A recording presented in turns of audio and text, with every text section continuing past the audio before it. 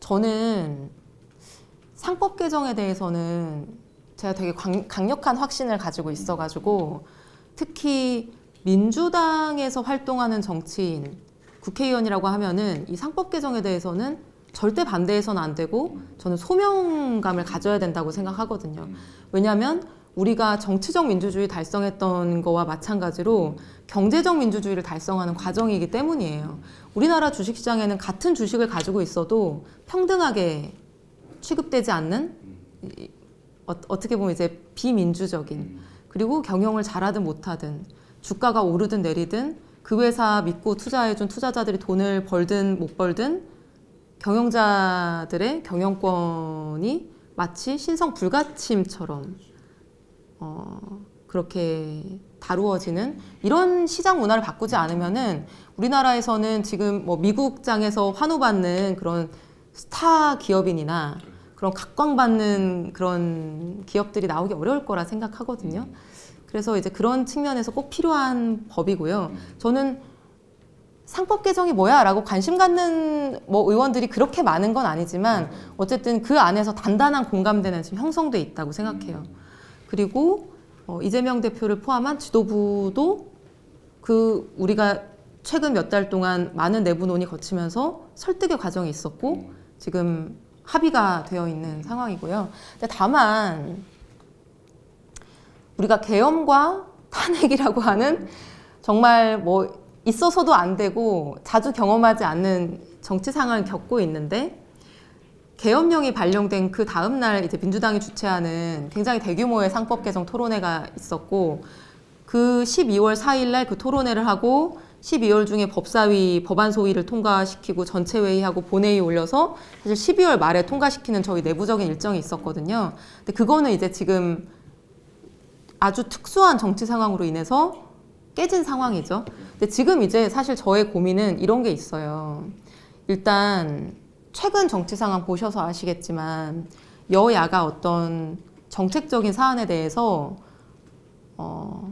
협의하고 합의하고 이런 게 쉽지 않은 국면이고요. 지금이. 그리고 최상목 대행이 사실은 경제부총리로서 제가 직접 참여했던 대정부 질문에서 이 상법 개정에 대해 부정적인 입장을 밝힌 적이 있습니다. 그리고 경제계를 만났을 때나 대통령하고 같이 어떤 경제 간담회를 했을 때 경제계의 우려를 현실화시키지 않겠다. 이 상법 개정에 대해서 뭐 우려하는 일을 하지 않겠다. 이제 이런 입장 메시지를 낸 적도 있었고요. 그래서 사실은 지금 예측컨대 여당하고는 이 상법 개정안에 대해서 원만한 협의가 쉽지 않은 상황이고 여당하고 협의되지 않음 그리고 기존에 가지고 있었던 이제 경제계의 우려 이 두 가지를 이유로 최상목 권한대행이 거부권을 행사할 가능성이 적지 않아 보이거든요.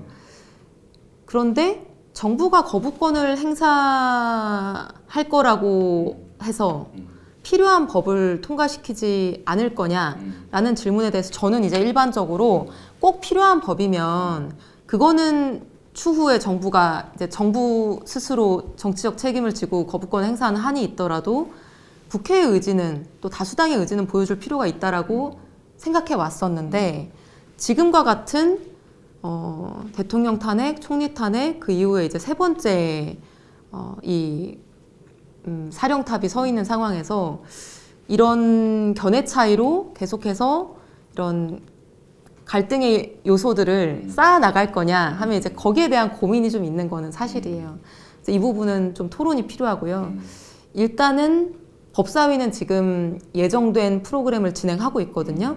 이제 청문회 개최할 예정이고 법안 소위 심의도 이제 계속 진행할 예정이라고 알고 있는데 최종적으로 이제 본회의 통과하기 전의 상황에서는 당내의 공론을 좀 모아봐야 될 것 같아요.